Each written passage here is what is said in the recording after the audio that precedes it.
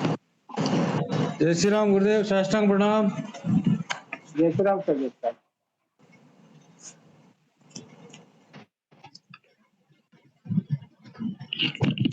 इससे तो आज दूर हुआ, आवाज तो आ रही ना हमारी।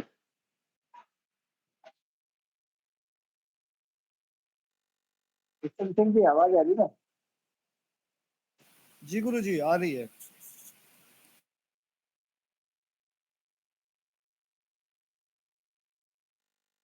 मेरी आवाज नहीं आएगी आप लोगों को?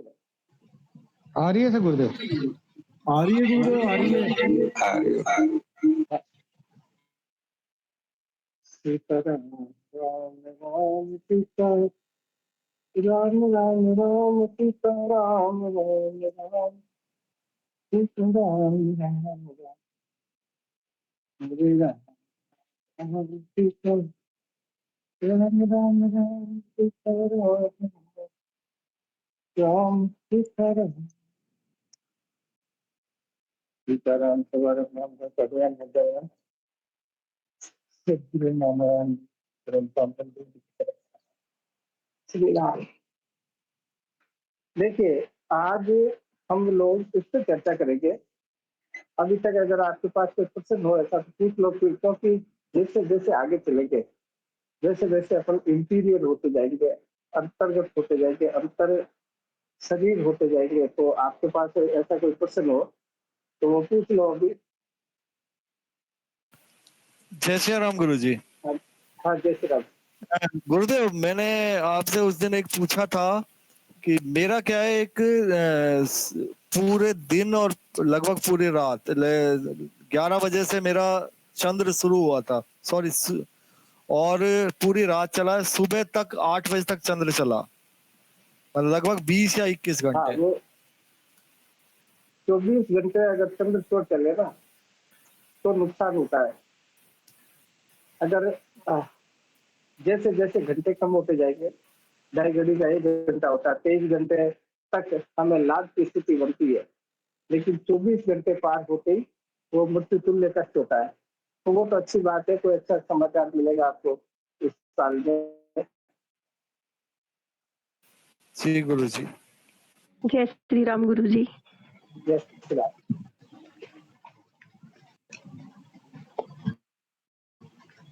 अब सुनिए, आप और किसी के पास कोई क्वेश्चन हो तो पूछो, आप फिर अपन क्लास शुरू करते हैं। जी गुरु जी। श्री राम। श्री राम। हाँ पूछो। गुरु जी मैं अच्छा, पूछिए भाई आप। हाँ, मैं वो सुषुम्ना के लास्ट में जो पंक्ति है निशा, अंतिम पंक्ति, एक बार सुषुम्ना के मायने लास्ट अंतिम पंक्ति है, दीवाना पूजिए लिंगम, रात्रावती वपि न पूजिए, सर्वदा पूजिए लिंगम, लिंगम लिंगम दिवा रात्रि निरोधता। ये पंक्ति में थोड़ा सा विस्तार पूर्वक थोड़ा पाठ समझो।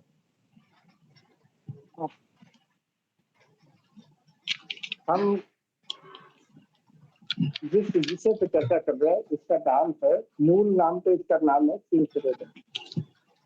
मैंने अपने हिसाब से रिसर्च करके जिस पुस्तक का आप लोगों के सहयोग से जो प्रकाशन करा उसका नाम है तत्वोपनिषद।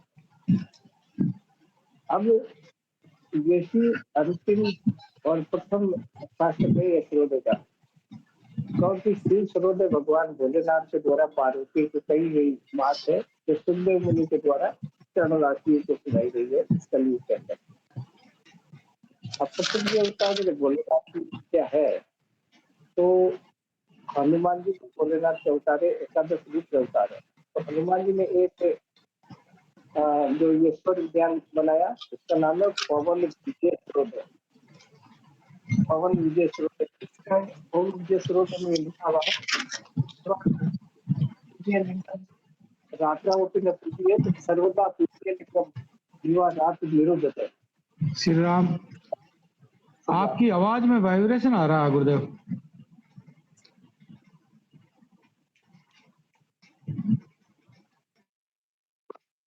अब आ रही है साफ आवाज? हाँ सा गुरुदेव। हाँ, तो सूर्य हमेशा 3 तरीके से चलता है, सतोगुण, रजोगुण और तमोगुण। इसमें दिया है कि दिन में अर्थात जब रजोगुण प्रधान सूर्य स्वर चल रहा हो और जब योगाभ्यास न करें, रात्रि में भी जब तम प्रधान चंद्र स्वर चल रहा हो तब योगाभ्यास नहीं करें। रात में अगर पहली बात तो रात को हमारे को चंद्र चलाना ही नहीं है, लेकिन आवाज आ रही ना, साफ आ रही है आवाज? जी गुरुजी आ रही है। रात को चंद्र स्वर के अंदर अगर तम प्रधान चंद्र चल रहा हो और दिन के अंदर अगर रजोगुण प्रधान सूर्य चल रहा हो तो योगाभ्यास नहीं करना चाहिए। दिन रात दोनों अर्थात सूर्य और चंद्र दोनों स्वरों का निरोध करके सुषुम्ना के समय में जो पिंगला और ईड़ा रूपी नदी दिन और रात दोनों का संधि समय है, उसमें सदा योगाभ्यास करना चाहिए। इनका हनुमान जी का कहने का तात्पर्य यह है। गुरुदेव समझ में नहीं आई बात। हाँ सुनो, मैं इसी को डिटेल समझा रहा हूँ। हनुमान जी का कहने का तात्पर्य यह है कि दिन में, वैसे तो दिन में चंद्र स्वर चलाना चाहिए, लेकिन दिन में अगर सूर्य स्वर चल रहा हो और रजोगुण प्रधान हो, रजोगुण प्रधान का मतलब सत्वगुण, रजोगुण और तमोगुण 3 गुण होते हैं हमारी पृथ्वी के, हमारे प्रकृति के। तो जैसे मन उदास हो, कोई व्यवधान हो घर के अंदर, परिवार में, समाज में, तो और रात को आप सो रहे हो और चंद्र स्वर चल रहा है, चंद्र में तम प्रधान चंद्र हो, यानी आपके बहुत ज्यादा कोई विकट समस्या आने वाली हो आगे, ये आपको पता है, तब किसी भी कंडीशन में योग की कोई भी क्रिया नहीं करनी चाहिए, ये हनुमान जी कह रहे हैं। अगर योग की कोई क्रिया करनी हो तो जब सुषुम्ना चल रही हो, पूर्ण सुषुम्ना, तब करनी चाहिए। इस दोहे का तात्पर्य यह है।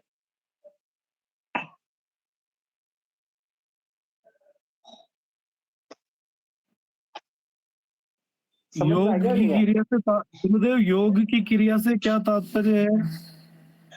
जितनी भी पिता परमात्मा से मिलाने की क्रिया है, चाहे आप धर्मशास्त्र पढ़ो या योग की जो प्रैक्टिस, फिजिकली प्रैक्टिस करो शरीर से, या और कोई बहुत सारी क्रिया जो धर्म से रिलेटेड है, जो अध्यात्म से जितनी भी रिलेटेड है, वो सारी क्रियाएं नहीं करनी चाहिए।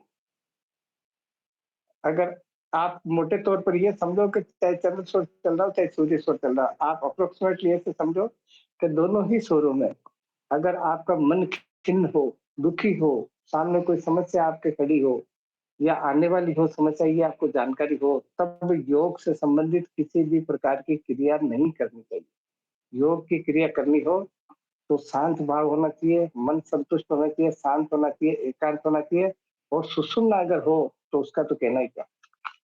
श्री राम, अगर ऐसे संकट की घड़ी में सुषुम्ना चल रही हो, शांत मन हो, शांति से कोई अरदास लगानी हो, कोई अपील लगानी है, तो अगर ऐसी स्थिति में, कोई संकट की स्थिति में अगर सुषुम्ना में अपील लगाई जाए या अरदास करी जाए गुरु महाराज को, सतगुरु देव के शरण में, तो उस संकट में कुछ कटौती होती है या वो संकट बरकरार रहता है?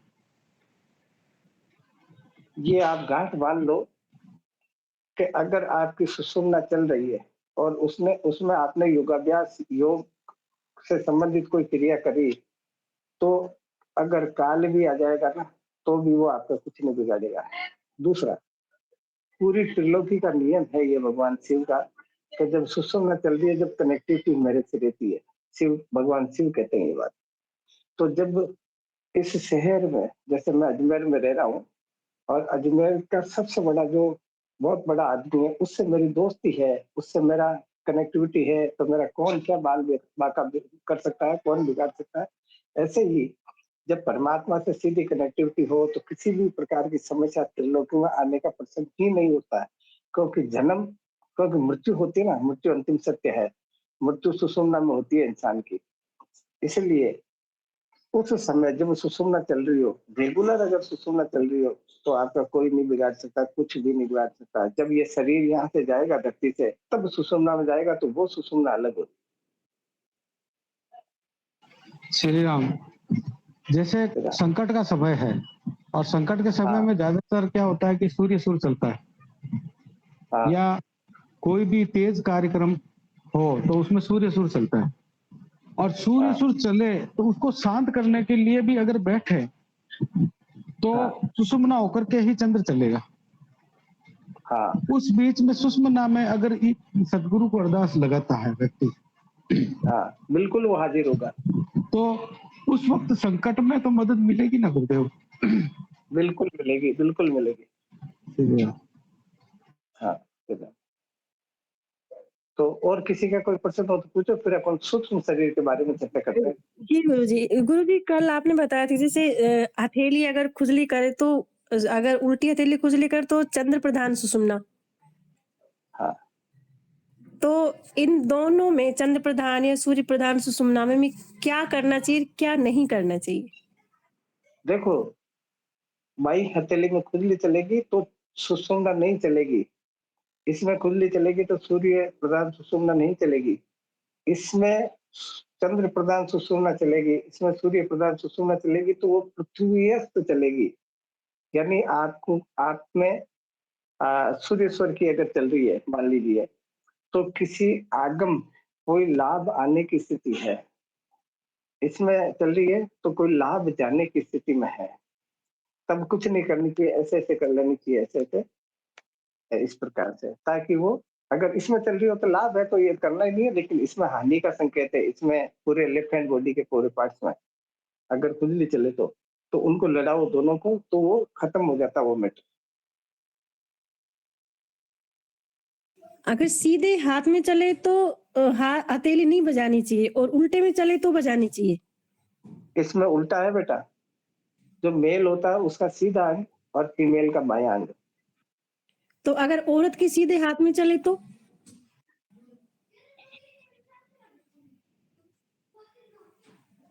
है अगर औरत के तेरी आवाज नहीं आ रही कल्पना साहब। लेडीज के दाएं हाथ में खुजली चले तो गलत है, तो वो कोई नुकसान होने वाला है आर्थिक। जी गुरुजी। और किसी का कोई प्रश्न है? नहीं तो सुनो आप, आज हम बात करेंगे सूक्ष्म शरीर की। अभी दिन में महावीर भैया बैठे थे, महावीर भैया कौन भैया आगे थे यहाँ से किचन करते हैं, वो इसी विषय पे बात कर रहे थे। मैंने उनको यही कहा कि आज तक हम लोग श्री राम। श्री राम। महावीर भैया ने वो जो श्रृंगार करा है श्री राम का, वो महावीर भैया ने करा किसी रामलीला का श्रृंगार है या किसी बच्चे? कैसे? बहुत अच्छा सुंदर फोटो, बिल्कुल स्वरूप दिया राम का। अयोध्या की पूरी मूर्ति बना दी उसने। अयोध्या में मूर्ति सेम वैसे के वैसे, सेम वैसे के वैसे बनाया महावीर भैया ने बनाया, और वो किशनगढ़ में मतलब 9 दिन तक ये होती है, लीलाएं होती है। अच्छा अच्छा, तो उस लीला के अंदर उन्होंने स्वरूप दिया हुआ। हाँ, हर साल महावीर भैया ही बनाते हैं, तो इस साल लोगों ने कहा कि भाई अयोध्या में वैसी प्रतिकृति बनाओ, तो बिल्कुल सेम वैसी की वैसी बना दी। ये तो बढ़िया। तो आप किसी से एक उम्दा है। गुरुदेव का आशीर्वाद है सब पे। तो महावीर भैया वो बैठे थे, तो इसी बारे में चर्चा कर रहे थे कि ये सूक्ष्म शरीर के बारे में बताओ। तो आप सुनो, इसको बारीकी से समझना। मैं बार बार आपको ये कहता हूँ कि जैसे जैसे आगे चलेंगे हम, वैसे वैसे भीतर उतरते जाएंगे। अगर भीतर उतर गए, बाहर की चीजें हमें याद नहीं रही, वैसे मेरी गारंटी है, मैं जब तक इस शरीर के अंदर जान है तब तक मैं हर तरीके से आपको बताता रहूंगा। लेकिन मान लो आप बिना मेरे से पूछे राय लेकर आप ये समझ लो कि मैं तो सीख गया, आप भीतर उतर गए, तो परेशानी हो जाएगी, आपको हो जाएगी। हालांकि मैं होने नहीं दूंगा परेशानी, फिर भी आप प्रयास करो कि पहले वाली चीजें पूरी अच्छी तरह आपके दिमाग में आ जाए। श्री राम। हाँ किशन, श्री राम। मैं यूं अर्ज करता हूँ कि ये जो भी आप जैसे भले ये भले 5 मिनट में समझा दिया जा सकता है, या आपके हिसाब से, हाँ, आपके अनुसार। हाँ, गुरुदेव आपके पास में इतना अभ्यास है, शिष्यों का किसी का ही नहीं है। अगर इसको 2-3 बार एक ही पार्ट को समझाना पड़े ना, सूक्ष्म शरीर को ही, तो आप थोड़ा भले 2 बार, हफ्ते में 2 बार टाइम लग जाए, या कोई व्यक्ति उपस्थित है या नहीं है, या मैं ही नहीं हूँ, तो हम थोड़ी सी कृपा दृष्टि बनाए रखना। और कोई अब क्योंकि आगे शादी विवाह के फंक्शन बहुत सारे हैं, बहुत सारे लोग व्यस्त रहेंगे, कोई पहुंच पाएगा, कोई नहीं पहुंच पाएगा, और नवरात्रे भी चल रहे हैं, तो कुछ लोग उपस्थित थे, हाँ। कुछ लोग गांव गए हुए हैं, कुछ ऐसे, तो इसको एक बार और वापस उपस्थित होकर आप बिल्कुल। सुनना है ना? बिल्कुल 2 बार समझाऊंगा, 3 बार समझाऊंगा, आप जितनी बार चाहोगे उतनी बार समझाऊंगा।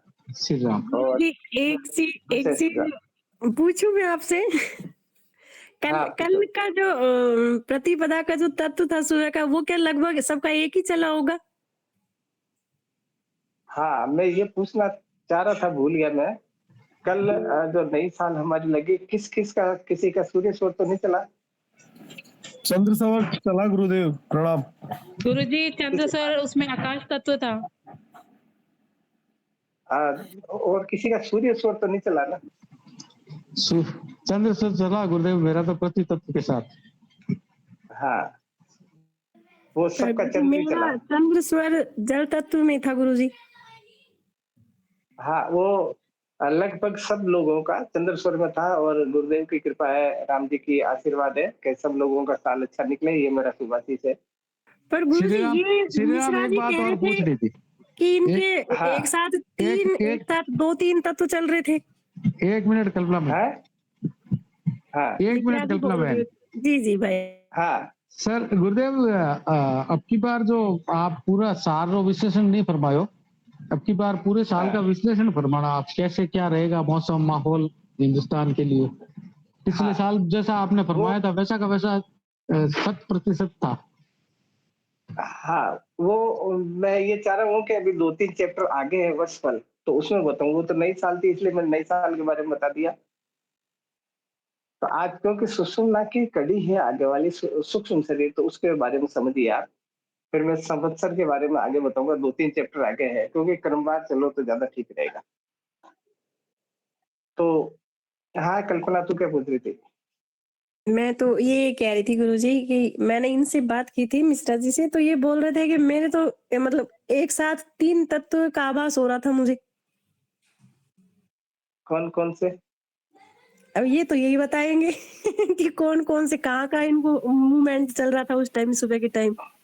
गुरुदेव जल तत्व का महसूस हो रहा था, अग्नि तत्व का और आकाश का, हाँ, तीनों में मूवमेंट था मेरे। देखिए मैं किसी का नाम नहीं लेना चाहता, लेकिन मैं जब कल उठा तो मुझे ये पता है कि मेरे जितने भी प्रेमीगण है, शिष्यगण है, उनमें कोई भी एक के कोई व्यवधान आने वाला है, आएगा। लेकिन उसकी चिंता नहीं करनी चाहिए, जो भी है, जो इसमें जुड़े हुए हैं वो भी और नहीं जुड़े वो भी। क्योंकि हमारे सतगुरु परमपिता परमात्मा बहुत बड़ी सत्ता होती है, उसको समर्पित कर दो, कुछ नहीं होना। अब आप सूक्ष्म शरीर के बारे में अच्छी तरह समझो। हम लोग अभी तक जो अननोन पर्सन है, जो इसमें रुचि नहीं लेते हैं या गुरुमुखी नहीं है या जो धर्म में रुचि नहीं लेते हैं, वो लोग, उनको आप पूछो कि भाई आप कितने शरीर हो, तो वो यही कहेंगे कि शरीर क्या, अंधा है कि भाई मैं खुद ही तो शरीर हूँ, मेरा ये दिख रहा जो ही तो शरीर है। लेकिन हम लोग, क्योंकि हम गुरुमुखी हैं और अध्यात्म में प्रविष्ट हो चुके हैं, अध्यात्म की रुचि रखते हैं, सदगुरु में आस्था रखते हैं, परमपिता परमात्मा सदगुरु में आस्था रखते हैं, तो सबसे पहले हम अंदर उतरने के पहले ये देखो कि उतरोगे किस शरीर में। हमारे शरीर मोस्टली 3 प्रकार के बताते हैं, स्थूल, सूक्ष्म और कारण। थोड़ा और विद्वान हो जाए तो वो 4 शरीर बताता है, स्थूल, सूक्ष्म, कारण और महाकारण। और ज्यादा विद्वान हो जाता है, बहुत ज्यादा विद्वान ब्रिलियंट आदमी जो संत होते हैं, वो स्थूल, सूक्ष्म, कारण, महाकारण, चैतन्य और हंस, ये शरीर है। अब मैं पहले आपको स्थूल के बारे में बता दूं, क्योंकि स्थूल को जाने बिना सूक्ष्म को जानना बेईमानी है। स्थूल शरीर 5 तत्वों का बना हुआ है, आकाश, वायु, अग्नि, जल, पृथ्वी, और 5 तत्वों का समावेश। हम प्रकृति से, हमारे माँ बाप, हमारे माता पिता, एक संयोग होते हैं माता पिता, तो प्रकृति से उधार लेते हैं वो। इसी वजह से जब आदमी मरता है तो वो वापस सुपुर्द कर दिए जाते हैं प्रकृति को। जब जलाते हैं, आकाश, आकाश में विलीन हो जाता है, वायु, वायु में, अग्नि, अग्नि में, जल, जल में, और पृथ्वी में जो हड्डियां बचती है वो पृथ्वी में समाहित हो जाती है। तो ये अब स्थूल शरीर क्योंकि ये जो प्रकृति हमारे को दिख रही है इन आंखों से, ये खुद भी 5 तत्वों से बनी है। आकाश, वायु, अग्नि, जल, पृथ्वी। इन्हीं में से हम थोड़ा-थोड़ा लेते हैं, हमारे माँ-बाप के द्वारा प्रकृति प्रदान करती है हमारे को, ईश्वर प्रदान करता है, जिसको विधान कहते हैं, विधि, वो माँ-बाप के संयोग से हमारे को प्रदान करती है। आपने देखा होगा, विज्ञान पढ़ा होगा तो, कि माँ के पेट में जब बच्चा बालक रहता है ना, तो 2 महीने तक तो वो मेल या फीमेल जेंडर क्लासिफाइड नहीं होते हैं, जेंडर नहीं होता है, 2 महीने तक तो पिंड रहता है, एक मांस का पिंड रहता है। 2 महीने के बाद में सबसे पहला काम परमात्मा ये करता है कि ये हमारी प्रकृति ये करती है, जिसको विधि कहते हैं, वो ये करती है विधाता, कि उसमें लिंग जेंडर डाल देता है कि ये लड़की है या लड़का है। जेंडर डालने के बाद धीरे-धीरे फिर 5 तत्वों का समावेश होता है। इस प्रकार से 9 माह जब पूरे होते हैं माँ के गर्भ में, तो बालक, बालिका या बालक के रूप में परिपूर्ण हो जाता है और इस धरती पे आने को तैयार हो जाता है। ये है स्थूल शरीर की प्रक्रिया। अब जो हमारे जितनी भी बीमारियाँ होती है, जैसे अभी मैं 60 प्लस हूँ, तो हाथ पैरों में दर्द होना, बाल सफेद हो जाना, दाँत पड़ जाना, कम सुनने लग जाना, कम दिखने लग जाना, ये सारी चीज़ें, ये तत्वों की कमी की वजह से होती है। क्योंकि जैसे-जैसे आप किसी ट्रेन में बैठिए, जैसे-जैसे स्टेशन नज़दीक आता जाएगा ना, आपको ये एहसास होता जाएगा, अब तो इतना ही समय रह गया, अब तो इतना ही समय रह गया।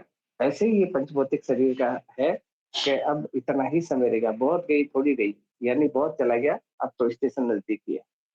अब प्रश्न ये होता है कि हम मृत्यु से डरता कौन है? जो आदमी गुरुमुख नहीं होता है। मृत्यु से संत कभी नहीं डरता है। संत को तो ये पता है कि मैं कब इस शरीर को छोड़ूँ और कब नए वस्त्र मिले। आज हम बच्चे-बच्चियों को कोई होली या दिवाली पे नए कपड़े खरीदने जाएँ, तो आप सोचो कि उनको खुशी होगी या दुःख होगा? खुशी होगी उनको। ऐसे ही संतों को तो खुशी होती है कि इस जीवन के अंदर मैंने जो मेरे को फ़िल्म बनानी थी, जो कर्म करना था वो कर लिया, अब आगे मुझे जो भी शरीर मिलेगा कर्मानुसार वो अच्छा मिलेगा, तो नया शरीर मिलेगा, माँ-बाप गोद में उठाएँगे, खिलाएँगे, कुनकुने से खिलाएँगे, घंटी बजाएँगे, सारे काम। तो संतों को तो खुशी होती है इस बात की। अब शरीर मिलना ये कर्माधीन है, लेकिन मोक्ष और मुक्ति अगर हो जाए तो फिर बात ही अलग है। मोक्ष और मुक्ति नहीं हो और वापस अच्छे कर्मों की वजह से शरीर मिले तो वही पंचभौतिक मिलेगा। फिर कर्म करो, ये कर्म भूमि है ये। अब आगे वाला आता है सूक्ष्म शरीर। इस शरीर के, अब ये जो शरीर बॉडी है, इस बॉडी को जलाने के बाद भी सूक्ष्म शरीर कभी नहीं मरता है। मरता सिर्फ एक ही शरीर, ये वाला जो दिख रहा है, दिखने वाली चीज मिटती। मैंने आप एक दिन बताया था शायद एक क्लास में कि जो इन आंखों से देख रहे हैं, जो इन कानों से सुन रहे हैं, जो इन हाथों से पकड़ सकते हैं, जो इन पैरों से चल के जा सकते हैं, जो महसूस कर सकते हैं, उनको उनका नाश होना है एक दिन। वो सब चीजें मिटने वाली है, जो इन आंखों से देख रहे हो, सारी चीजें मिटने वाली है और मिटने वाली कभी सत्य नहीं हो सकती और सत्य नहीं हो सकती इसीलिए वो ईश्वर नहीं है। सत्यम शिवम सुंदरम ईश्वर का नाम है एक, जो सत्य है वही शिव है और वही सुंदर है। तो उस सुंदरता को हम इस शरीर के द्वारा नहीं देख सकते। अब प्रश्न ये हो जाता है कि इस शरीर के द्वारा नहीं देखे तो मीरा ने तो कृष्ण को इसी शरीर से देखा था, कर्मा जाटनी ने तो इसी शरीर से उस पत्थर के कृष्ण को खिचड़ा खिलाया था, सूर्य जाटनी ने इसी शरीर के द्वारा द्वारिका गई थी और उसके ईश्वर जो कन्हैया है वो पति बन के 6 महीने तक रहा उस शराबी के बीवी बनकर। सेजोबाई जो चरणदास जी की शिष्या थी, उसको सहज में मिल गया, इसी शरीर से तो मिला। इसको बोलते हैं भक्ति योग। भक्ति योग करने के लिए बड़ी सामर्थ्य चाहिए। मेरे गुरुदेव ने एक भजन गाते थे, भक्ति सूर्य की बटे कायर को कई काम, भक्ति सूर्य की, सूरवीरों का काम है। अब वहाँ हमारे को तलवार बंदूक नहीं चलानी, वो सूरवीरता नहीं दिखानी, वो सूरवीरता दिखानी है भीतर अपने आप में। इतनी इतना कैपेबल होना चाहिए। मीरा को पता था कि यही मेरा परमात्मा है, वो पूरी समर्पित हो गई, उसको जहर का प्याला भेज दिया, सांप भेज दिया, हाथी भेज दिए मरवाने के लिए, लेकिन फिर भी वो त्वदीयम वस्तु गोविंदम तुम्हें समर्पयामि ये कहकर पी जाती थी और वो जहर भी अमृत हो जाता था। और यही बात वो हाथी को कहती कि जब हाथी मारने के लिए छोड़ता कि जो मेरे में है वही तेरे में है, कन्हैया तू भी है मैं भी हूँ, फिर तू मेरा क्या बिगाड़ लेगा, तो वो ही कृष्ण रूप में हो जाता है। इसी प्रकार से इतना भाव होना चाहिए। आज हम किसी के घर जाते हैं और किसी से लड़ाई झगड़ा चल रहा है हमारा, वो अगर चाय बना के लिया था तो हम चाय पे शक करते हैं कि कहीं ऐसा तो नहीं हो, कहीं मिला दिया वो कुछ। भक्ति योग में भाव प्रधान है। तो भाव इस जमाने में कलयुग को देखते हुए, क्योंकि यहाँ की कलयुग की व्यवस्था भी ऐसी नहीं है कि हम इतना भाव रख सके, और ऐसे संत भी है अभी मौजूद, ऐसी बात नहीं है। जैसे पागल बाबा का नाम सुना होगा आपने, बहुत सारे संत हैं ऐसे।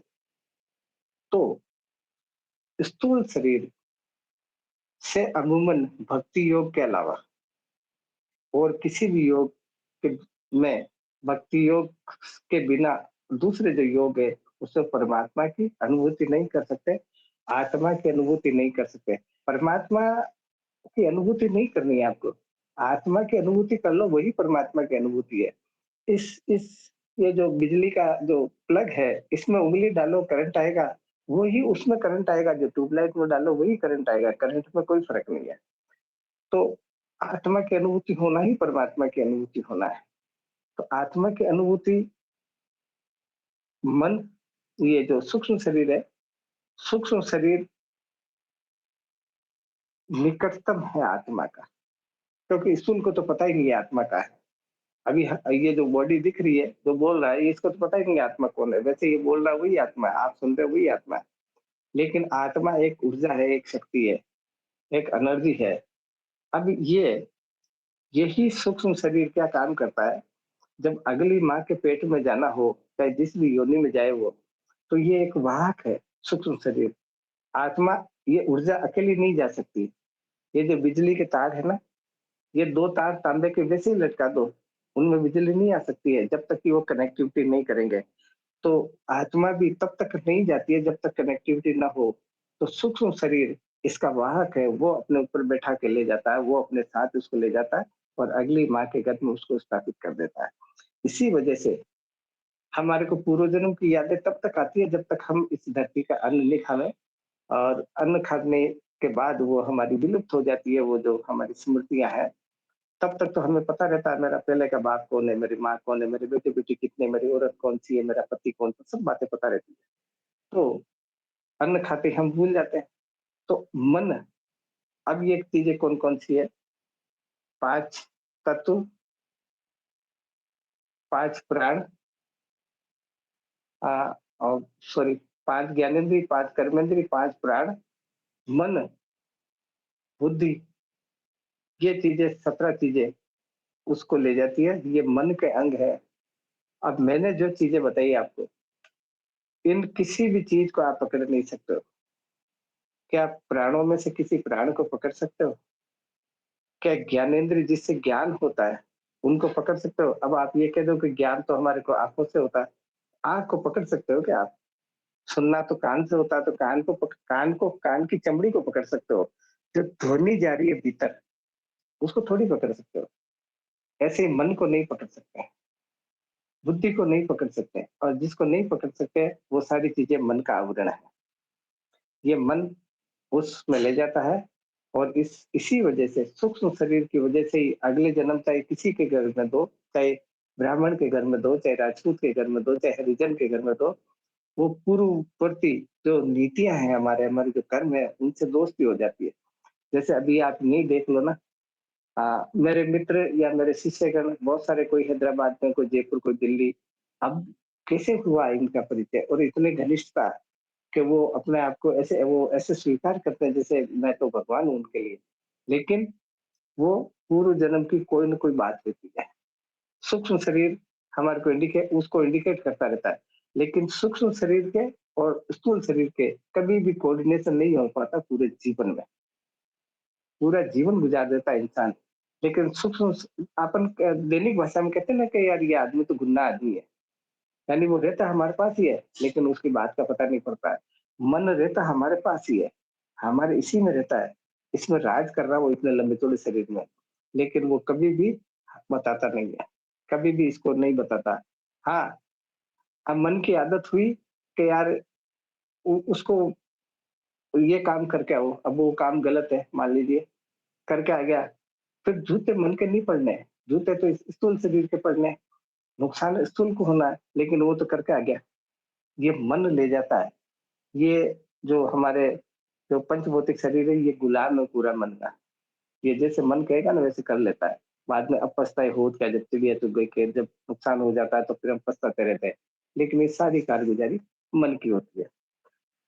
अब पहले शरीर देखिए, आपके शरीर स्थूल के बाद सूक्ष्म आता है, सूक्ष्म के अंदर कारण आता है, कारण के भीतर महाकारण आता है, महाकारण के भीतर निर्वाण आता है, उसके भीतर कैवल्य आता है, उसके भीतर हंस आता है। ऐसे है ये क्रम। जो हंस और कैवल्य शरीर है, उनको आप छोड़ दीजिए, दो को, और निर्वाण तीनों को छोड़ दीजिए, आप चार को समझो। उनको छोड़ने के लिए इसलिए कर रहा हूँ कि वो तो बहुत बड़े बड़े जो महापुरुष हुए हमारे दुनिया के अंदर, जो एक जगह से दूसरी जगह गमन कर सकते हैं, एक दूसरे जगह की लाइक वो भाषा कर सकते हैं, वार्तालाप कर सकते हैं, जानकारी ले सकते हैं, इस ब्रह्मांड, इस लोक से उस लोक की बातें जान सकते हैं। वो लोग है हंस, वो लोग है केवल्य। केवल्य मतलब केवल और केवल सिर्फ ईश्वर। हंस का मतलब ही ईश्वर है। तो कारण शरीर, हम जहां भी रह रहे हैं, अभी स्थूल शरीर में हूं मैं, और इसके भीतर जो वो ये बोल रही है चैतन्य आत्मा है। लेकिन क्योंकि कारण शरीर, मैंने बताया ना कि सूक्ष्म भी कारण के अंदर है, तो ये प्रकृति के अंदर है हम अभी। सत्वगुण, रजोगुण और तमोगुण, त्रिगुणमयी माया है, इस पे जिसको माया कहते हैं, इसी के अंदर हम समाये हुए हैं। ये है कारण शरीर। महाकारण शरीर, जो उसका अक्ष नजर आने लग जाए, परमपिता परमात्मा का अक्ष आने लग जाए, स्थूल सूक्ष्म और कारण के द्वारा अगली जो सीढ़ी है वो महाकारण शरीर है। तो इस प्रकार से सूक्ष्म शरीर का मैंने आपको, ये डिटेल नहीं है, अभी इसको और समझिए। जीव के पंचभौतिक शरीर में प्राण भी पांच ही है, प्राण, अपान, समान, उदान, व्यान। इन पांचों को आप पकड़ नहीं सकते हो। और उस नटराज की लीला देखिए आप, कि हम ले साइंस के हिसाब से, अकॉर्डिंग टू साइंस हम लेते हैं ऑक्सीजन है, लेकिन ऑक्सीजन जैसे ही इन छेदों के अंदर जाएगी या कुटस्थ के होके अंदर भीतर जाएगी, भीतर जाते ही पांच भागों में बढ़ जाती है वो। प्राण हृदय में चला जाता है, अपान, समान, उदान, व्यान, ये अलग अलग अपना काम करने लग जाती है, पांचों पांच तरह से बन जाती है। अब इन पांचों को प्राण कहते हैं, और पांचों को मिलाकर हम प्राणवायु कहते हैं। प्राणवायु का निवास स्थान हृदय है। ये जो हृदय हमारा लेफ्ट हैंड साइड में इधर धड़क रहा है, धक धक धक धक कर रहा है, वो प्राणवायु प्राण, जो प्राण, अपान, समान, उदान, व्यान में जो पहला प्राण है वो इधर समा जाता है और हमारे हृदय को संचालित करता है। हृदय को संचालित करता है, इसलिए हमारी श्वास का आवागमन होता है और हम जिंदा है। ये शरीर के ऊपरी भाग में रहता हुआ ऊपर की इंद्रियों का काम संचालन करता है। ये प्राण हमेशा नाभि के ऊपर वाले हिस्से को, इससे हृदय से लेके और ऊपर वाले हिस्से में काम करता है, प्राण की ये जिम्मेदारी है। सरकारी डिपार्टमेंट में आपने देखा होगा कि वो बांटे हुए होते विभाग, तो ये विभाग तेरे अंडर में, ये विभाग तेरे अंडर में, ये विभाग तेरे अंडर में, अलग अलग विभाग का अलग अलग अधिकारी होता है। तो प्राण की अधिकारिता ऊपर वाले भाग में, ऊपर वाले भागों को ये देखता है, और ये शरीर के ऊपर भाग में रहता है, इंद्रियों का काम संचालन करता है। अपान वायु का निवास स्थान गुदा के निकट है। अपान वायु गुदा के निकट है, यानी जेनेटल ऑर्गन, और उसके नीचे ये हमारे गैस जो गंदी वायु बन जाती है शरीर के अंदर, उसको निकालने का काम करता है। और वहां अगर किसी को कोई जरूरत हो तो उसकी प्रतिपूर्ति ये करता है। आपने देखा होगा पहले रेलवे के अंदर स्टीम इंजन हुआ करते थे। स्टीम इंजन में जब भाप बहुत ज्यादा बन जाती थी, तो बैरल फटने का डर रहता था। इंजन का आगे वाला हिस्सा गोल गोल बैरल बोलते हैं उसको, वो फटने का डर रहता है। तो पायलट क्या करता है कि उसको डिस्चार्ज कर देता है, उस हवा को। तो ऐसे आवाज सुनी होगी कई बार इंजनों की। तो इसी प्रकार से जैसे इंजन डिस्चार्ज कर देता है अतिरिक्त वायु को, अतिरिक्त उसको गैस को, ऐसे ही हमारे शरीर में अगर कोई आती है, अतिरिक्त गैस बन रही है, तो वो अपान वायु के द्वारा निकाल देता है वो, और शरीर के निचले भाग में संचालन करता है, और ये नीचे वाले भाग में संचालन करता है, जेनिटल ऑर्गन से लेके नीचे वाले भाग। निचली इंद्रियों द्वारा मलमूत्र इत्यादि का काम उसी के आश्रित है। पेशाब करना, लेटरिन जाना, ये इसी के अंतर्गत आता है। समान वायु शरीर के मध्य भाग में रहकर नाभि में रहता हुआ हृदय से गुदा तक संचार करता है। समान वायु नाभि के इधर रहता है और हृदय से लेकर गुदा स्थान तक यानी जेनिटल ऑर्गन तक का ये पूरा मैदान, जो मैदानी इलाका है, ये पूरा इलाका समान वायु का है और ये इसी का काम संभालती है समान वायु। और खाए हुए अन्न को, अन्न हो चाहे जल हो, उसको पचाने का काम या लीवर में जो निष्कासित पानी है वो भेजने का काम, ये सारा काम ये करती है। और इस रस को सब भागों में बराबर बांटना और जो भोजन से जो विटामिन, प्रोटीन, कार्बोहाइड्रेट वगैरह जो खनिज लवण बने उनको बांटने का काम भी यही करता है समान वायु। अब ज्ञान वायु सारी स्थूल, सूक्ष्म और अति सूक्ष्म नाड़ियों में घूमता हुआ शरीर के प्रत्येक भाग में रुधिर का संचार करता है। उदान वायु सूक्ष्म शरीर को शरीरांतर व लोकांतर में ले जाता है। अब देखिए, ज्ञान वायु, ज्ञान वायु का कोई भी काम नहीं है, लेकिन ज्ञान वायु क्या करता है कि जैसे आपने शहरों के अंदर देखा होगा, वो सीटियां बजाते रहते हैं नेपाली लोग, बोले सावधान सावधान, ऐसे करते रहते हैं। उनको पता है कहीं चोर नहीं आ जाए कॉलोनी के अंदर। तो ज्ञान वायु का ये काम है, कुछ भी काम नहीं, इसका पूरी बॉडी में ये घूमता रहता है। इसका कोई पर्टिकुलर एरिया नहीं है, पूरी बॉडी में। जैसे मैं कहीं जा रहा हूँ और जाते जाते मेरा कोई दुर्घटना हो गई, मेरे खून आ गया, पैर में चोट आ गई, तो ये सटाक से संबंधित डिपार्टमेंट को बोलेगा, किसको, हृदय को, कि उसको खून की जरूरत है। तो वो संबंधित इंद्रियों के द्वारा उसको खून सप्लाई करता है ताकि एकदम से वीकनेस नहीं आवे। इसी का ये काम है कि भाई किस अंग को किस चीज की आवश्यकता है अभी, और जिस अंग को जिस चीज की आवश्यकता है वो संबंधित अंग को जाके बोलता है, जो उसका ओनर है, जो उस काम को संभाल रहा है, कि भाई उसका वो उस जगह पर फलानी चीज की आवश्यकता है, और वो फिर प्रतिपूर्ति करता है। इसका काम खाली कहना है। जैसे मन का काम कहना है, बाकी काम शरीर करता है, ऐसे ही ज्ञान का काम कहना है, बाकी काम संबंधित इंद्रियां करती है। और उदान वायु सूक्ष्म शरीर को, ये चीज योगियों के लिए लागू होती है। आप लोग भी, आप कोई भी एक्टिव कर सकते हैं इसको, ऐसी कोई बड़ी घटना नहीं है ये। जो ये जो उदान वायु है, सूक्ष्म शरीर को शरीरांतर व लोकांतर में ले जाता है। सूक्ष्म शरीर को, जो उदान वायु है कंठ में रहती है इधर, ये जो मैं बोल रहा हूँ, बोलते वक्त ये जो हिलता है ना इधर, ये कंठ, ये गोल गोल यहाँ रहता है और ये बोलने का काम करती है। सूक्ष्म शरीर को इस लोक से, लोकांतर से, शरीरांतर से व लोकांतर, शरीर अंतर, शरीरांतर का मतलब शरीर अंतर, इस शरीर से उस शरीर तक। जैसे मान लो कोई आदमी, हमारे गुरुदेव जयपुर बैठा है, वो बहुत सिद्ध महात्मा है, तो वो जोधपुर जा रहे हैं या शिवगंज जा रहे हैं या दिल्ली जा रहे हैं या अजमेर जा रहे हैं, कहीं भी जा रहे हैं, तो वो जा सकते हैं। किसके द्वारा? उदान के द्वारा। अब लोकांतर, लोक से लोक, ये हम पृथ्वी लोक में रह रहे हैं, मंगल लोक पे जाना है या और कोई चंद्र लोक पे जाना, बृहस्पति लोक पे जाना, अब बहुत सारे लोक हैं। उन लोकों में जाने का काम भी अगर कोई करता है तो उदान वायु करवाता है, और एक जगह से दूसरी जगह जाने का काम भी अगर कोई करवाता है तो वो उदान वायु करवाता है। मनुष्य शरीर में वृत्ति के कार्य भेद से इस प्राण को मुख्यतः इस भिन्न भिन्न भागों में विभक्त किया गया है। गोरखनाथ जी महाराज शिव का अवतार मानते हैं। गोरखनाथ जी महाराज को, गोरखनाथ जी महाराज ने लिखा है कि प्राणो अपान समानस्य, समानस्य रुदान ज्ञानो से वायु में नागे कूर्मुस्त कुकरो देवदत्तो धनंजय के। गोरखनाथ जी महाराज कह रहे हैं कि प्राण अपान समान उदान ज्ञान नाग कूर्म कृकल देवदत्त और धनंजय 10 प्रकार के वायु है। इसमें से प्राण अपान समान उदान ज्ञान तो प्राण वायु है, और आगे के जो वायु बताए मैंने वो उप प्राण वायु है। अब उप प्राण वायु में अगर कोई गड़बड़ी हो जाए, मान लो कोई कमी हो जाए, कोई परेशानी हो जाए, तो आदमी सडनली डेथ नहीं होगी उसकी, लेकिन प्राण वायु में थोड़ी बहुत भी रुकावट आ गई कहीं तो उसकी मौत होना तय है। प्राण वायु में अपान वायु में ये फर्क है।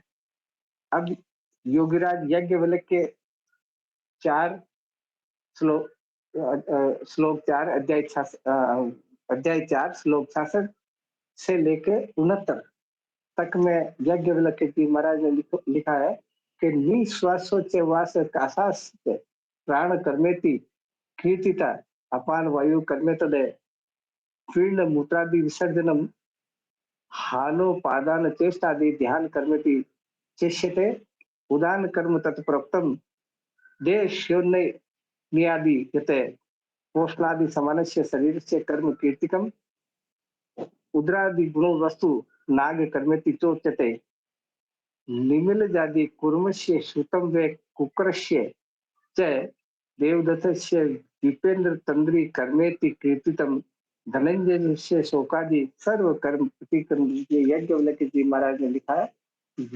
याज्ञवल्क्य प्रभाकर के अंदर। तो उनका कहने का तात्पर्य है कि श्वास का अंदर ले जाना और बाहर निकालना, जो प्राणवायु को अंदर ले जाना और इसको बाहर निकालना, ये मुख और नासिका द्वारा गति करना, भुक्त अन्न को जल को पचाना, अलग करना, अन्न को पुरुष कहते हैं पौष्टिक को, अन्न को पुरुष, पानी को पसीना, मूत्र तथा रसादि को वीर्य बनाना प्राणवायु का काम है। हृदय से लेकर नासिका पर्यंत शरीर के ऊपरी भाग में वर्तमान है, ऊपर की इंद्रियों का काम उसके आश्रित है। याज्ञवल्क्य जी महाराज ने लिखा है कि ये तमाम चीजें जो खाना खा रहे हो आप, उसका पुरुष बनाना, जो पसीना, जो शरीर में हमारा पसीना आता है, ये पसीना करना, ये सारा काम ऊपरी इसके प्राण के अधीन है, प्राणवायु के अधीन है।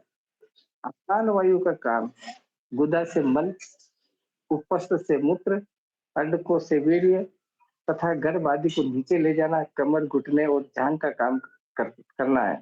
नीचे की ओर गति करता हुआ नाभि से लेकर पाद तल तक अवस्थित रहता है।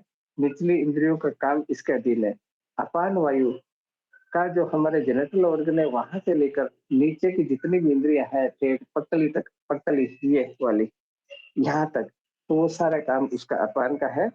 और समान देह के मध्य में रहकर, देह के बीच में रहकर, ये याज्ञवल्क्य जी महाराज कह रहे हैं कि जो समान वायु है नाभि के बीच में रहकर हृदय तक वर्तमान रहती है, और पचे हुए रसादि को सब अंगों में नाभि में बराबर बांटना है। समान वायु का काम है कि भोजन हमने करा, काजू खाया, बादाम खाया, साग सब्जी रोटी खाई, उसमें से जो भी पौष्टिक तत्व बने, इस वायु का नाम समान वायु इसलिए कि समान रूप से बिना कोई भेदभाव के जिसको जितना चाहिए उतना उसको पहुंचा देता है, ये बात देता है। और ज्ञान वायु क्या, इसका मुख्य स्थान उपस्थ मूल के ऊपर है। सारी स्थूल और सूक्ष्म नाड़ियों में गति करता हुआ शरीर के सब अंगों में रुधिर का संचार करता है। ज्ञान वायु का मुख्य स्थान उपस्थ कहते हैं जेनिटल ऑर्गन को, उसका ठीक ऊपर है इसका स्थान। और इसकी बैठक, जिसको अपन कह सकते हैं कभी बैठक है या ऑफिस है, जिसको ऐसे कह सकते हैं स्थान, वह है। लेकिन वहां रहता हुआ भी वो पूरे उसमें घूमता रहता है बॉडी के अंदर, और किसको क्या चाहिए उसकी प्रतिपूर्ति करता रहता है।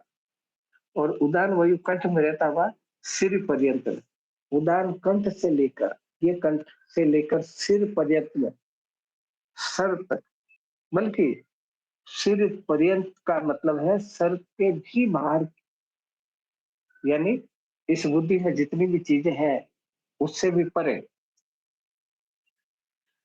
कंठ में रहता हुआ सिर पर्यंत गति करने वाला है, शरीर को उठाए रखना इसी का काम है। हम जैसे हम उठते हैं, बैठते हैं, चलते हैं, फिरते हैं, ये इसी का काम है। और उठाने का काम, मृत्यु भी इसी का काम है। और दूसरा उठाने का काम ये कर सकते हो कि कोई आदमी यहाँ बैठा है और वो सिद्ध महात्मा इस जगह से उठकर वो जयपुर जा रहा है, जोधपुर जा रहा है, ये काम भी उदान वायु करता है। जबकि मूल वो जो होता है, ओरिजिनल जिसको कहना चाहिए, वो वहीं रहता है। लेकिन वहां कौन जाता है ये मैं आगे योग में बताऊंगा। लेकिन आप यही समझ लीजिए कि वो जो जाने वाला है वो सूक्ष्म शरीर है। अब इसके द्वारा शरीर के व्यष्टि प्राण का समष्टि से संबंध है, इसको आप समझिए। जो उदान वायु है उसका व्यष्टि प्राण से समष्टि प्राण से संबंध है। मतलब इसकी दोस्ती किससे है? व्यष्टि प्राण से समष्टि प्राण, इस लोक से लोकांतर तक, इस लोक से लोकांतर तक क्या इसकी दोस्ती है। लेकिन क्योंकि अभी तक हमारे को पता नहीं है, इसलिए हम इतना सा ही मान लेते हैं कि नाक से श्वास ले रहे हैं, छोड़ रहे हैं।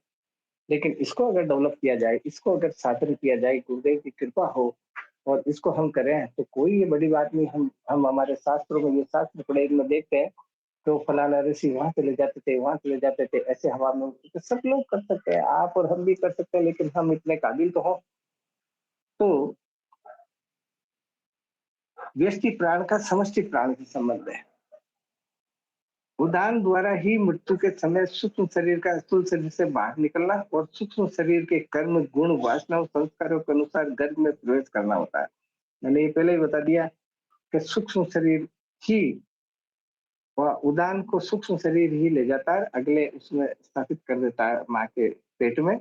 योगी जन इसी के द्वारा स्थूल शरीर से निकलकर लोकांतर में घूम सकते हैं।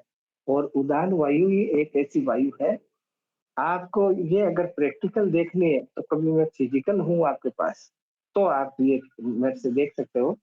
हालांकि ये बात है, क्योंकि शिव सूर्योदय में भगवान भोलेनाथ ने कहा कि किसी भी चीज का दिखावा नरकगामी होता है, किसी भी चीज का, विद्या का दिखावा नहीं करना चाहिए। लेकिन मैं आपको कराने के लिए, आपके सामने करके बताने के लिए तैयार हूँ, मेरे को भले ही पाप लगे तो लगे। तो ये गर्भ में प्रवेश करना, योगीजन इसी के द्वारा स्थूल शरीर से निकलकर लोकांतर में घूम सकता है। हमारे जो योगीजन है, वो इसी के द्वारा लोकांतर में, लोकांतर माना, यहाँ भी देख लीजिए आप, भूमि पे इस जगह पर कोई रह रहा बंदा, वो जोधपुर जा रहा, बीकानेर जा रहा, जयपुर जा रहा, दिल्ली जा रहा, तो इसी उदान के द्वारा, उदान परिपक्व होनी चाहिए उसकी। और मैं समझता हूँ कि ये कोई बड़ी बात नहीं है। आप अगर कभी फिजिकली मिलोगे, मैं कहीं भी जाता हूँ तो दुख ये होता है कि जैसे अभी मैं जोधपुर गया, 3 दिन रहा, तो ऐसा वक्त नहीं मिला, ऐसा समय नहीं मिला कि आप लोग प्रैक्टिकल सीख सको, क्योंकि कोई आ जाते शिष्यगण तो शोभा भी नहीं देते। तो मैं तो ये कहता हूँ कि जब भी मैं आऊँ तो इस समय का सदुपयोग करो। ये चीजें बार बार नहीं मिलने वाली है, और हर चीज किताब में नहीं मिलती है। इसलिए मैं जहाँ भी जाऊँ तो आप लोगों से मेरा करबद्ध निवेदन है कि मैं जहाँ भी जाऊँ तो फालतू घर गृहस्थी की बातें तो आप फोन पे कह सकते हो, चलती रहती है, लेकिन इसका अगर सदुपयोग करो सज्जनों, ये जीवन को बदलने वाला है। हमारी ये फिल्म बन रही है ना, ये जीवन की फिल्म बन रही है, इस फिल्म को सुपर हिट करने वाला है, जो हमारा कल्याण हो जाए, हमारा मोक्ष हो जाए, हमारी मुक्ति हो जाए, गुरुदेव की कृपा हो तो ना।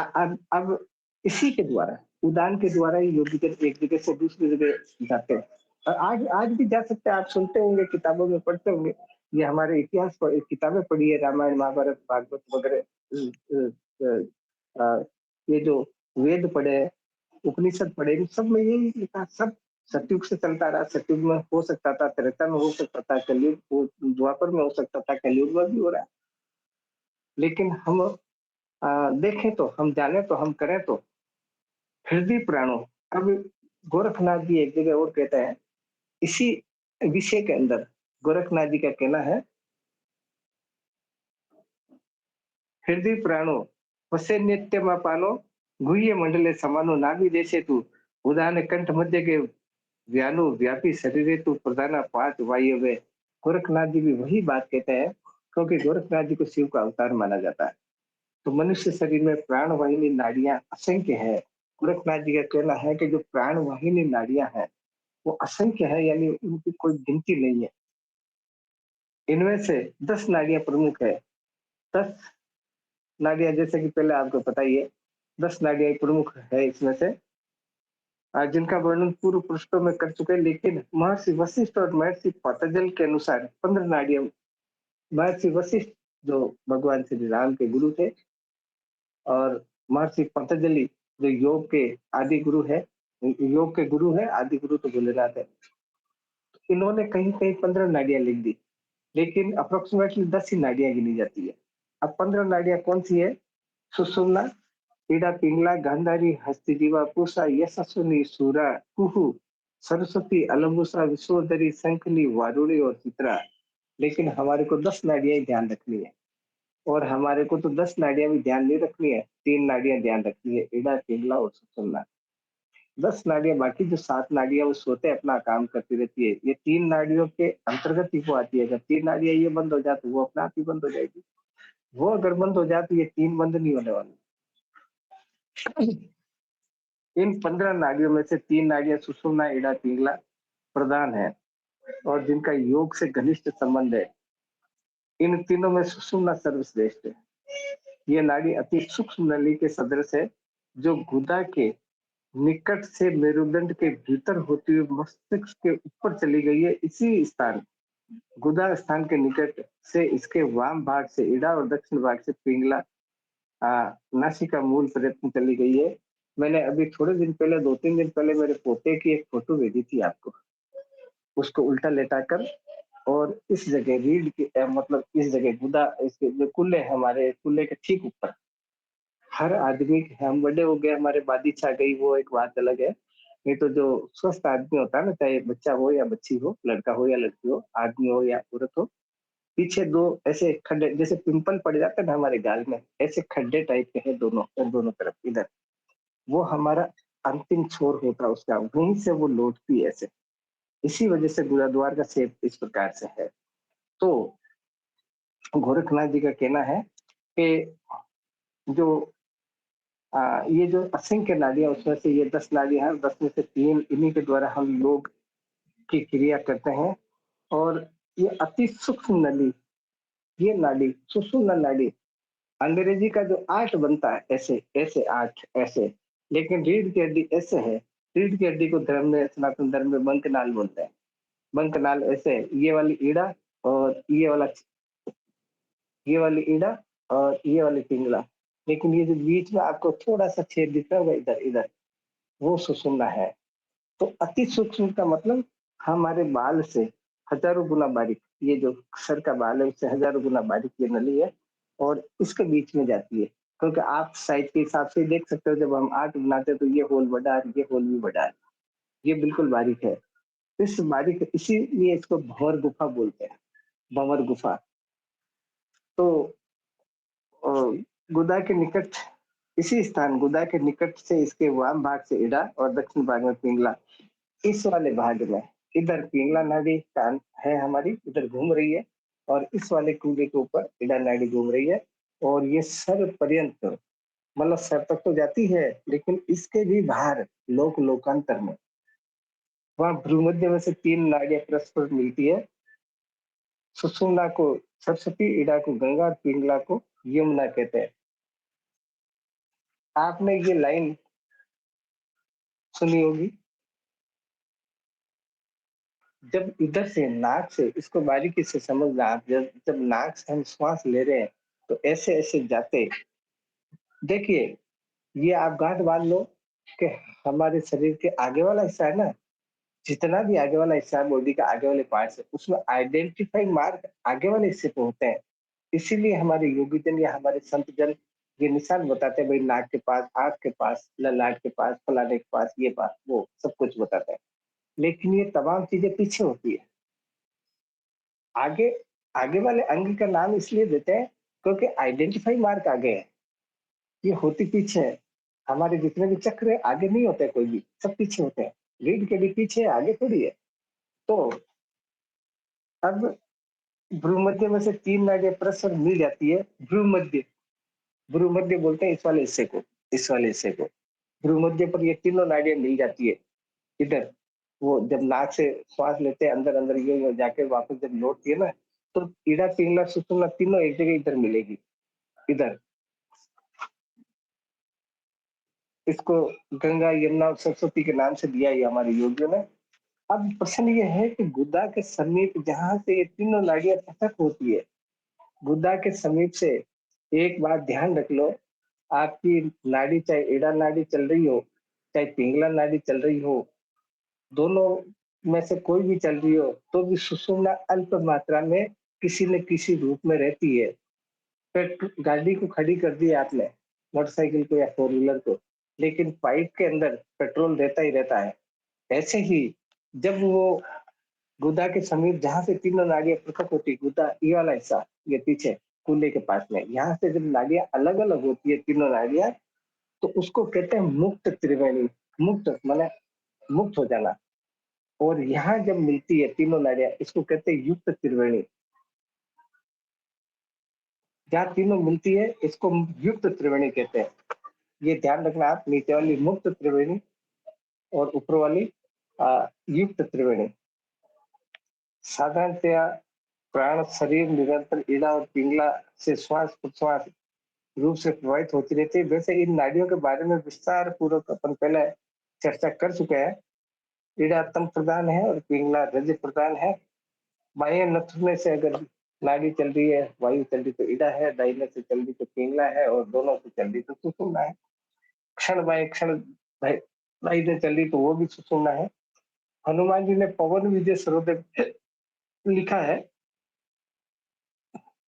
कि किस दिन किस नथुने से श्वास चलता है इसका निश्चित नियम है। ये हनुमान जी महाराज कह रहे हैं कि आदो चंद्र सीते पक्षे भास्कर रस्सु से करे प्रतिपदा दिनान्यु त्रिणी कर्मोदय के शारीरिक विकार में योग की अवस्था में स्वर का अनियमित रूप से चलने लगते हैं। अगर शरीर के अंदर विकार है हमारे तो इसका नियम बिगड़ जाता है।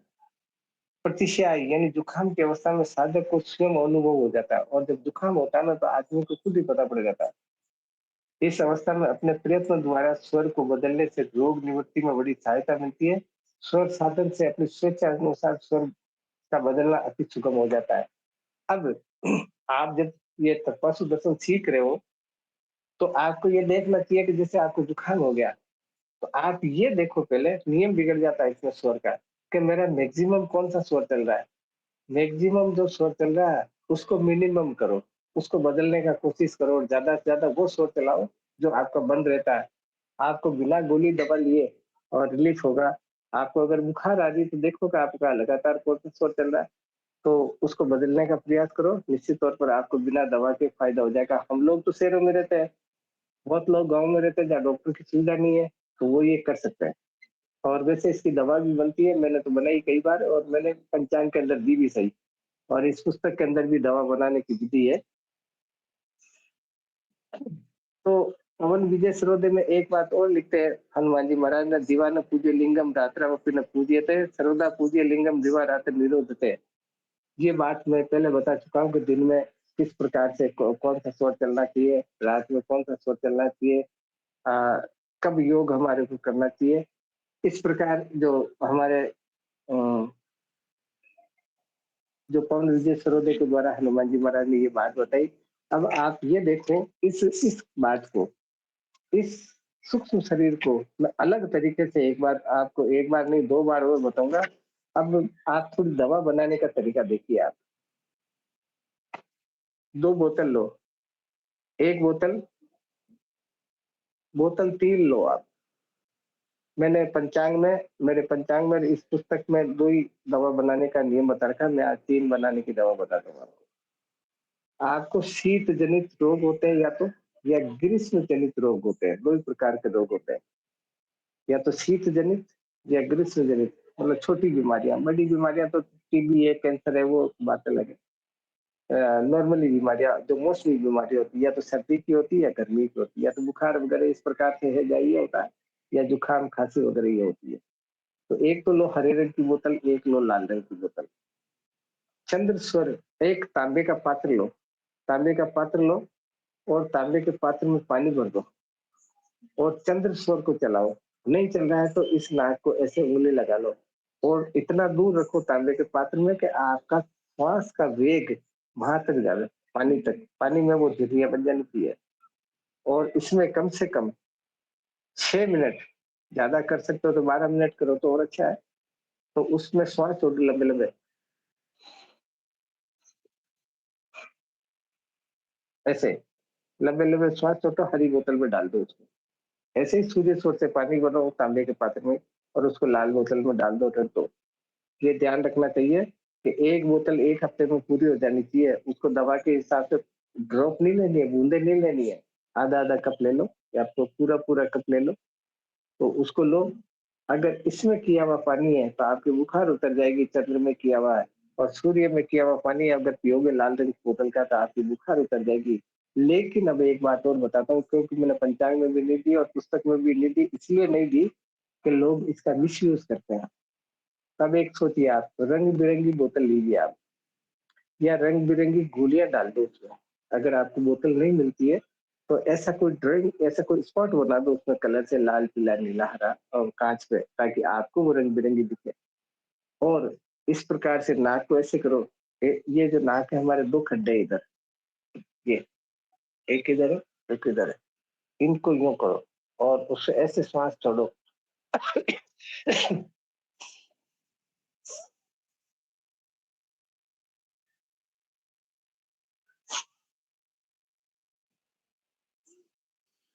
श्वास का वेग पानी तक जाना चाहिए।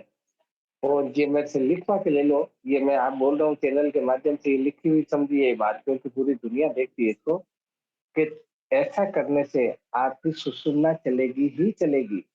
जब आप चाहोगे जब चलेगी, ये मैंने उसको किताब में नहीं दिया, ना ही पंचांग में दिया, लेकिन इस प्रकार से आप करो तो निश्चित तौर पर सुसुमना चलेगी। परमपिता परमात्मा का दीदार करना, अपने सदगुरु का दीदार करना, जितनी देर चाहो जितना कर सकते हो, इससे बड़ा मैं आपको क्या बताऊं। अब आप आज तक की जो बात है उसमें से कोई बात अगर पूछ ले तो आप पूछिए, फिर इसी सीधी तरह।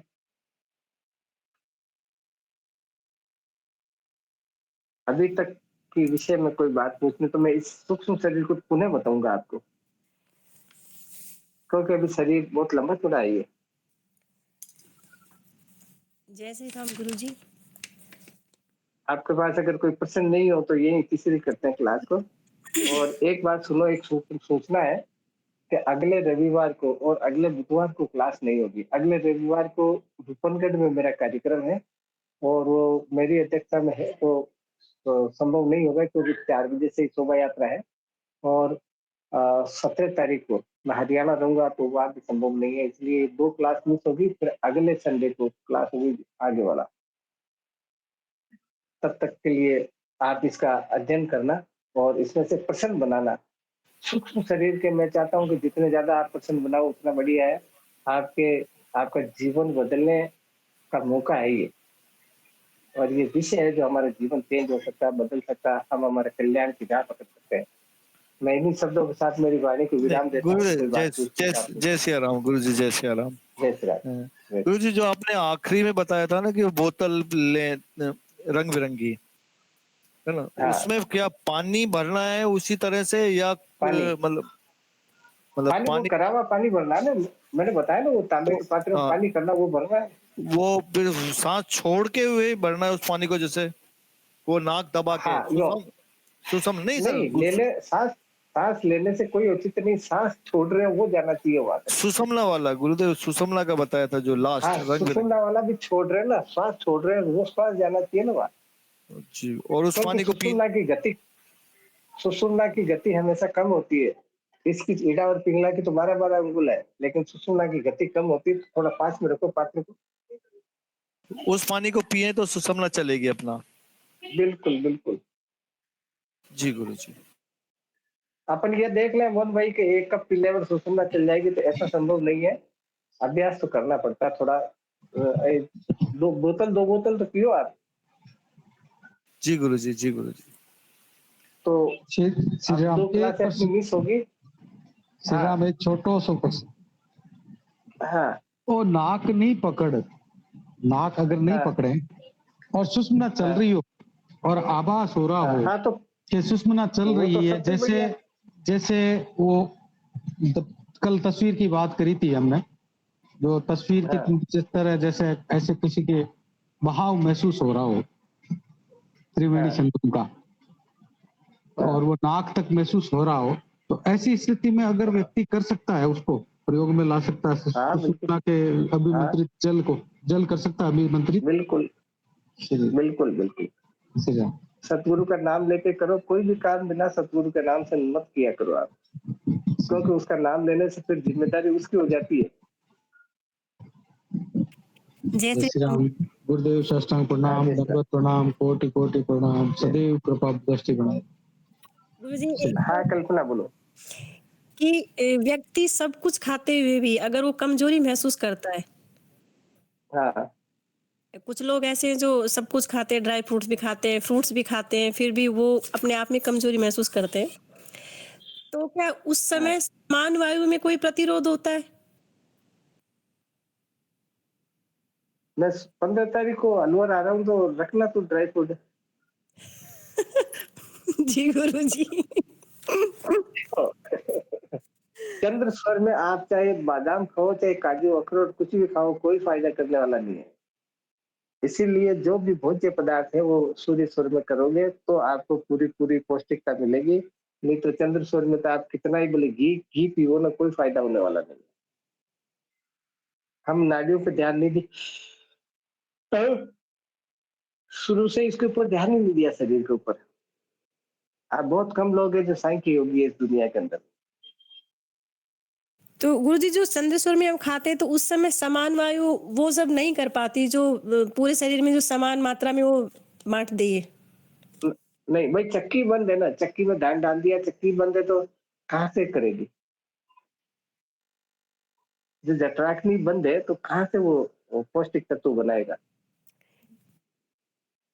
जी गुरुजी। तो तो यही इंतजाम करें। 15 को आऊंगा मैं अलवर। 15 को तो आपकी तो तेरे पास तो मैं 15 को तो क्या हूँ ना बेटा, उमरेण। 15 को उमरेण। 15 का तो आपने एक वो पोस्ट डाला था उसमें ग्रुप में, कहाँ पे हो जहाँ कोई वहाँ पे शायद कोई भंडारा है कि क्या है? वो 14 तारीख का रूपनगढ़ में है। 14 को मैं 10 बजे 11 बजे यहाँ से निकल जाऊंगा, फिर उमरेड आऊंगा, उमरेड सत्संग है, उमरेड से फिर तिजारा जाऊंगा, तिजारा 16 और 17 की है।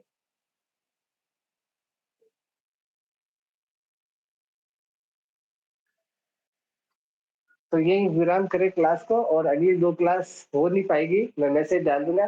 इसका अभ्यास करना है। 15 का सत्संग है उमरेण में? हाँ 15 का सत्संग है, रात का? हाँ रात का। वो जो प्रधान है अपने उमरेण का प्रधान है महेश, उसके है। जी गुरुजी। तो फिर तो 16 को आओगे आप मेरे पास दिन में?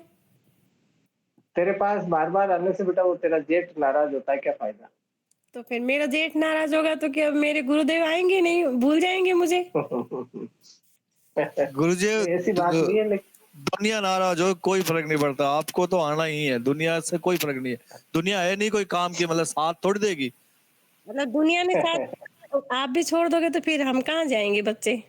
नहीं नहीं बेटा, मैं साथ का छोड़ रहा हूँ। मैं तो ये इसलिए कह रहा हूँ कि तेरे को परेशानी हो जाए मेरे जाने के बाद। मुझे आप हो, मुझे कोई परेशानी नहीं है, और वो परेशानियां तो आप नहीं आओगे तो भी चलेंगी। वो परेशानियां तो जो है, जो मेरे प्रारब्ध में तो लिखी मुझे भुगतना ही पड़ेगा। मैं आके जाऊंगा, मिलके जाऊंगा फिर तेरे से, जी गुरुजी। ठीक है ना? तो जी क्लास को यही विराम दें। जय श्री राम।